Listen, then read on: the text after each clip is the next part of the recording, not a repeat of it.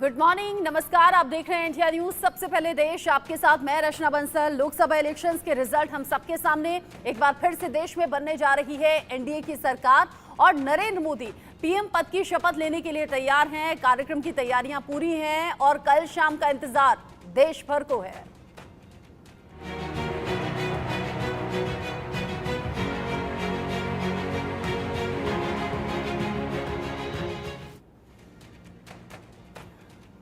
नरेंद्र मोदी की शपथ की तैयारी है। नरेंद्र मोदी कल शाम 7:15 बजे शपथ लेने वाले हैं प्रधानमंत्री पद की। लेकिन साथ ही साथ सवाल ये भी कि मोदी की इस तीसरी कैबिनेट में कौन कौन होगा, बड़ा चेहरा, कौन कौन मंत्री बनने वाला है, किस राज्य से कौन बन सकता है मंत्री, किसको क्या बड़ी जिम्मेदारी दी जा सकती है। इंडिया न्यूज पर अलग अलग राज्यों की जो संभावित मंत्रियों की लिस्ट है वो एक एक करके आपको दिखाएंगे। कौन से राज्य से कितने मंत्री अभी संभावित दिखाई दे रहे हैं।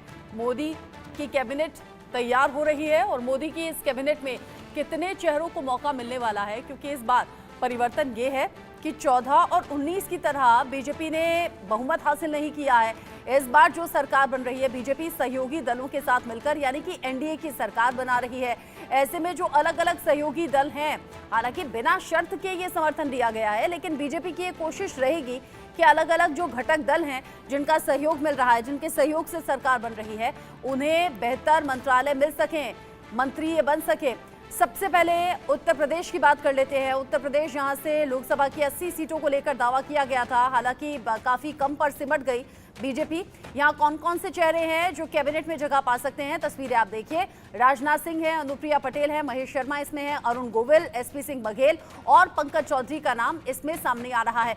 कुल मिलाकर उत्तर प्रदेश से हम कहें तो ये 6 बड़े चेहरे हैं जो कैबिनेट में शामिल हो सकते हैं। जिस तरीके से अभी तक के रुझान सामने आ रहे हैं, यानी कि जो नाम सामने आ रहे हैं, उसमें ये 6 कैंडिडेट सबसे ज्यादा प्रबल दावेदार माने जा रहे हैं कैबिनेट में पद पाने के। लेकिन मंत्रालय कौन सा किसको मिल सकता है, ये अभी भी संशय का विषय बना हुआ है। मोदी 3.0 कैबिनेट, यानी कि तीसरी बार सरकार बनाने की तैयारी, और ऐसे में कैबिनेट में कौन कौन बड़े चेहरे होंगे, ये तस्वीरें आप टीवी स्क्रीन पर देख रहे हैं। राजनाथ सिंह, अनुप्रिया पटेल, महेश शर्मा, ये नाम सबसे पहले आ रहे हैं। साथ ही साथ अरुण गोविल, एसपी सिंह बघेल और पंकज चौधरी का नाम इसमें सामने आ रहा है। जैसे मैंने इससे पहले भी कहा कि अलग अलग राज्यों से आपको बताएंगे कौन कौन से वो बड़े चेहरे हैं जिन पर सबसे ज्यादा चर्चा चल रही है, या फिर ये कहिए ये नाम सबसे आगे चल रहे हैं। अलग अलग राज्यों की तस्वीर आपको दिखाएंगे, बताएंगे। और इस पर बात करने के लिए इंडिया न्यूज संवाददाता मेरे साथ जुड़े हुए हैं देश के अलग अलग हिस्सों से। लखनऊ से मेरे साथ में निकिता सरीन, देहरादून से संजय श्रीवास्तव ज्यादा अपडेट के साथ जुड़े हुए हैं, पटना से शक्ति हमारे साथ में है, मुंबई से प्रथमेश मोटांगले मेरे साथ में जुड़े हुए हैं। क्योंकि उत्तर प्रदेश के 6 चेहरों पर हमने अभी जिक्र कर लिया, 6 चेहरों की डिटेल मैंने आपके सामने रख दी। ये वो चेहरे हैं जो कैबिनेट में जगह पा सकते हैं। लेकिन निकिता, इन 6 चेहरों पर जिन पर चर्चा सबसे ज्यादा है, क्या ये कुछ साफ हो पाया है कि किसको कौन सी जिम्मेदारी मिलेगी? देखिए रचना, जिस तरीके से प्रधानमंत्री नरेंद्र मोदी 9 जून यानी कल शपथ ले सकते हैं प्रधानमंत्री की, और पिछले 2 लोकसभा चुनाव में उत्तर प्रदेश में भारतीय जनता पार्टी को प्रचंड जीत मिल रही थी। लेकिन अगर 2024 की बात करें तो वहां लोकसभा चुनाव में उत्तर प्रदेश में भारतीय जनता पार्टी को बड़ा झटका लगा है और उत्तर प्रदेश में एनडीए गठबंधन को महज 36 सीटों पर ही जीत हासिल हुई है। अब बड़ा सवाल ये उठ रहा है कि उत्तर प्रदेश में मोदी सरकार में कौन मंत्री बनेगा। जाहिर है प्रधानमंत्री मोदी जब उत्तर प्रदेश के नेताओं को मंत्री बनाने पर विचार करेंगे तो जातीय समीकरण का पूरा ख्याल रखा जाएगा, जिसमें ओबीसी और दलित समुदाय का खास ख्याल रखा जाएगा। जिस तरीके से पीएम यूपी में अपने गठबंधन वाले जो 2 सांसद को मंत्री बना सकते हैं, जिसमें आरएलडी के 2 सांसद चुनकर आए हैं, जबकि आरएलडी मुखिया जयंत चौधरी राज्यसभा सांसद हैं। अब जयंत चौधरी को कैबिनेट में मंत्री पद दिया जा सकता है और पश्चिमी उत्तर प्रदेश में जाटों का जो जाटों को साधा जा सकता है। और वहीं अपना दल की बात की जाए, अपना दल एस की बात की जाए, तो वहां उसकी ओर से अनुप्रिया पटेल एक बार फिर से मंत्रिमंडल में शामिल हो सकती हैं। ओबीसी में अगर देखा जाए तो महाराजगंज से पंकज चौधरी हैं, बरेली से छत्रपाल गंगवार हैं, फर्रुखाबाद से मुकेश राजपूत हैं, बागांव से कमलेश पासवान समेत कई ओबीसी नेता चुनाव जीते हैं। और माना जा रहा है कि प्रधानमंत्री मोदी भारतीय जनता पार्टी की ओर से यूपी से आने वाले दो नेताओं को मंत्री बना सकते हैं। माना यह भी जा रहा है कि दलित वोटर्स ने इस बार बीजेपी को नहीं बल्कि सपा कांग्रेस गठबंधन का उन्होंने साथ दिया है। तो ऐसे में यूपी से दो दलित समाज के नेताओं को मंत्री बनाया जा सकता है। वहीं आगरा की अगर बात की जाए तो सांसद एसपी सिंह बघेल और हाथरस से सांसद है अनूप वाल्मीकि, उनका नाम मंत्री पद के लिए चल रहा है। और उत्तर प्रदेश में इस बार अधिक ब्राह्मण चेहरे चुनाव नहीं जीत पाए हैं।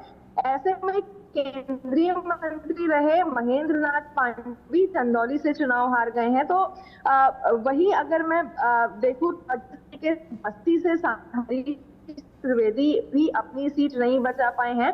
ऐसे में कोई लक्ष्मीकांत जो वाजपेयी हैं और जितिन प्रसाद, उनका भी नाम तेजी से चर्चाओं में चल रहा है। और जितिन प्रसाद अभी उत्तर प्रदेश सरकार में मंत्री ऑलरेडी हैं, और लेकिन वे पीलीभीत से सांसद भी चुने गए हैं।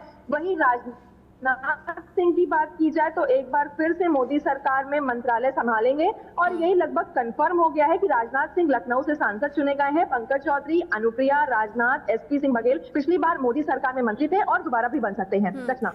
अच्छा निकिता, जिन नामों को लेकर आपने अभी जानकारी दी, वो नाम सबसे ज्यादा आगे चल रहे हैं इस रेस में, ये माना, लेकिन इन नामों को चुनने के पीछे रीजन क्या कुछ सामने आ रहा है? क्या इसमें जाति का ख्याल रखा गया है? क्या इसमें काम का ख्याल रखा गया है? क्या इसमें परफॉर्मेंस अब तक की क्या रही है उसका ख्याल रखा गया है? या फिर जो घटक दल हैं जो साथ में सपोर्ट के साथ सरकार बनाने के लिए समर्थन दे चुके हैं, उन घटक दलों को भी ध्यान में रखा गया है? जो सबसे ज्यादा प्रायोरिटी है वो क्या है?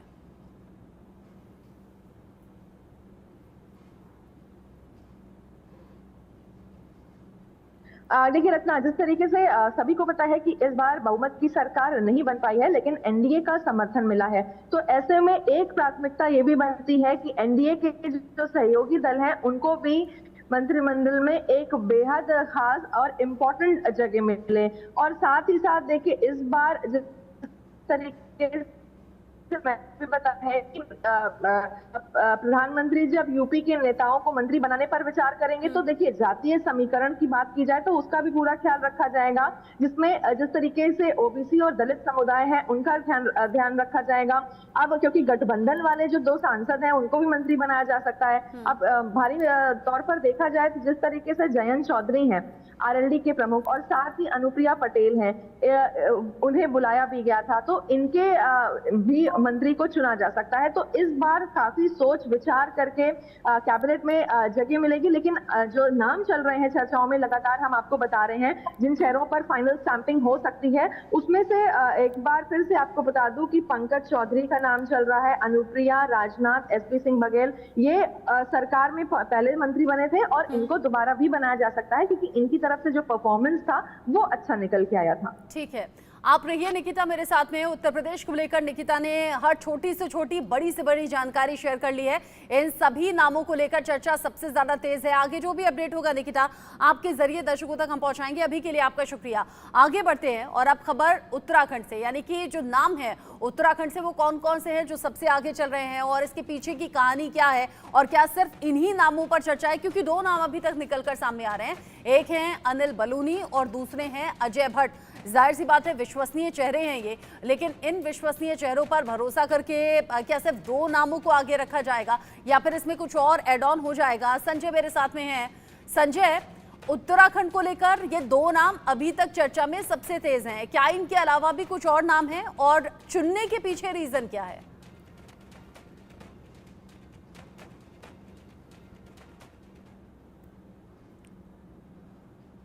संजय, खुद को अनम्यूट कीजिए आप।